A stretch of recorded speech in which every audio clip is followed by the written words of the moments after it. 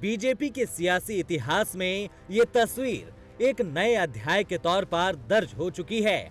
महज 45 साल की उम्र में सबसे युवा ये चेहरा अब बीजेपी के उस कुर्सी पर विराजमान हो चुका है जिस कुर्सी से बीजेपी की दिशा तय होती है, जिस कुर्सी से संगठन की धड़कन चलती है, जिस कुर्सी से चुनावों की चुनौतियों का हल निकाला जाता है। कुर्सी बदल गई, जिम्मेदारी भी बदल चुकी है, लिहाजा ये सिर्फ एक ताजपोशी नहीं है बल्कि संदेश है कि अब बीजेपी नए दौर, नई रणनीति और नए नेतृत्व के साथ आगे बढ़ने को तैयार है। संगठन को साधने की चुनौती हो, विधानसभाओं के चुनाव हो या फिर 2029 की सियासी बिसात, नितिन नबीन अब बीजेपी के हर फैसले के केंद्र में होंगे और खुद पीएम मोदी ने ही खुले मंच से इस भूमिका की लकीर भी खींच दी है। लोगों को लगता होगा कि नरेंद्र मोदी देश के प्रधानमंत्री है, तीसरी बार प्रधानमंत्री बने, 50 साल की छोटी आयु में मुख्यमंत्री बन गए, 25 साल से लगातार हेड ऑफ द गवर्नमेंट रहे हैं। ये सब अपनी जगह पे हैं, लेकिन इन सबसे भी बड़ी चीज मेरे जीवन में है, मैं भारतीय जनता पार्टी का कार्यकर्ता हूं। ये सबसे बड़ा गर्व है। और जब बात पार्टी के विषयों को आती है तब माननीय नितिन नबीन जी,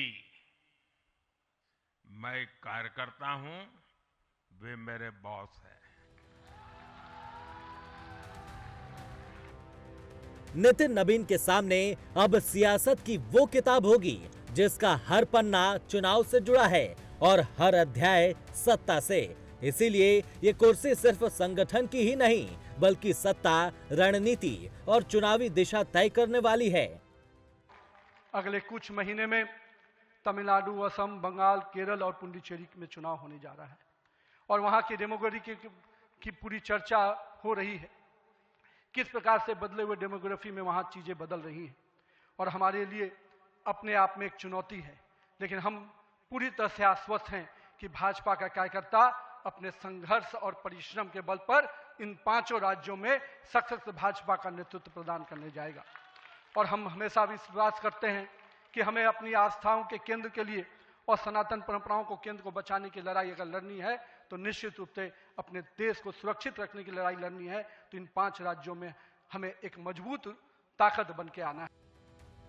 नितिन नबीन की उम्र सिर्फ 45 साल है, लेकिन इस उम्र का कम होना अपने आप में चुनौती भी है और मौका भी। उनके सामने सवाल यही है कि वे सिर्फ एक युवा चेहरा बनकर रह जाएंगे या वाकई पार्टी को अगले दौर के लिए तैयार करेंगे।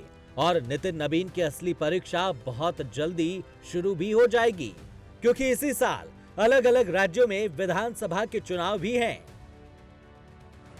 2026 में पश्चिम बंगाल, तमिलनाडु, केरल, असम और पुडुचेरी में विधानसभा चुनाव होने हैं। इनमें से असम और पुडुचेरी को छोड़ दें तो बाकी जगह बीजेपी सत्ता में नहीं है। तमिलनाडु और केरल में बीजेपी का संगठन कमजोर माना जाता है। पश्चिम बंगाल में पार्टी मुख्य विपक्ष जरूर है, लेकिन ममता बीजेपी के लिए बड़ी रुकावट मानी जाती है। अब इन चुनावों में जीत से ज्यादा अहम बात यह होगी कि बीजेपी कैसा प्रदर्शन करती है, क्योंकि अगर नतीजे बहुत खराब रहे तो सवाल सीधे नितिन नबीन के नेतृत्व पर उठेंगे। यही वजह है कि ये चुनाव नितिन नबीन के लिए अग्नि परीक्षा जैसे है, जो वो खुद जानते भी हैं और समझते भी हैं।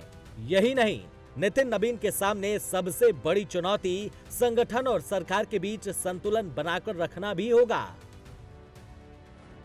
बीजेपी दुनिया की सबसे बड़ी पॉलिटिकल पार्टी है। बीजेपी के करीब 18 करोड़ से ज्यादा प्राथमिक सदस्य माने जाते हैं। ये संख्या रूस, जापान और ब्रिटेन की आबादी से ज्यादा है, जबकि करीब 21 राज्यों में बीजेपी या उसकी अगुवाई वाली सरकार है। यानी नितिन नबीन ने कुर्सी ऐसे समय में संभाली है जब बीजेपी सबसे मजबूत है, और इस मजबूती को बनाए रखना ही नितिन नबीन के लिए सबसे बड़ी जिम्मेदारी होगी। नितिन नबीन के सामने चुनौती साफ है, संगठन को बूथ से लेकर शीर्ष तक कसना, विपक्ष को सियासी तौर पर मात देना और आने वाले चुनावों के लिए बीजेपी को तैयार रखना। साफ है कि अध्यक्ष बदलने का ये फैसला सिर्फ औपचारिक नहीं बल्कि सियासी संकेत भी है। हमने सत्ता को सुख का नहीं बल्कि सेवा का माध्यम बनाया है। इसलिए भाजपा पर जनता का विश्वास निरंतर मजबूत होता गया है। अगर बीते 11 वर्षों की ही बात करें तो भाजपा की यात्रा जन विश्वास अर्जित करने की अद्भुत यात्रा रही है। बीते 11 वर्षों में बीजेपी ने हरियाणा, असम, त्रिपुरा और ओडिशा में पहली बार अपने सामर्थ्य से सरकार बनाई। पश्चिम बंगाल और तेलंगाना में भाजपा जनता की एक बड़ी आवाज बनकर उभरी है। अक्सर होता यह है कि लंबे कार्यकाल के बाद सरकारों के लिए टिके रहना मुश्किल होता है, लेकिन बीजेपी ने इस ट्रेंड को भी तोड़ दिया है। बीजेपी की कमान पहले अमित शाह और जेपी नड्डा के पास थी और दोनों पार्टी को लगातार ऊंचाई पर ले जाने में कामयाब रहे, और अब ये जिम्मेदारी नितिन नबीन के कंधों पर है, जिसका पहला पड़ाव 2026 में होने वाले विधानसभा के चुनाव माने जा रहे हैं। Bureau report, prime news.